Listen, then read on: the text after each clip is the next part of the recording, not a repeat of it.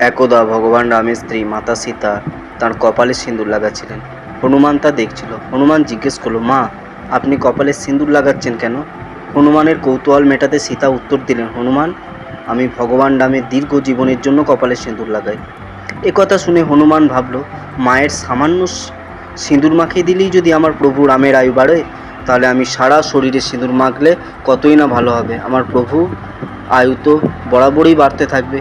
হনুমান সারা শরীরে সিঁদুর মেখে সীতার কাছে গেলেন। সীতা হেসে হনুমানকে রামের কাছে নিয়ে গেলেন। ভগবান রাম হনুমানকে জিজ্ঞেস করলেন, হনুমান, তুমি এত সিঁদুর মেখেছো কেন? হনুমান পুরো ঘটনাটি খুলে বললেন। ভগবান রাম আনন্দিত হয়ে হেসে উঠলেন। তিনি হনুমানকে কাছে ডেকে বললেন, আমার প্রতি তোমার ভালোবাসা ও ভক্তিতে আমি অত্যন্ত সন্তুষ্ট, এবং এখন থেকে লোকেরাও তোমাকে বজরংবলী নামেই চিনবে। বজরংবলী শব্দের বজরং অর্থ সিঁদুর বা কমলা, বজরংবলী মানে সিঁদুর রঙা শরীর।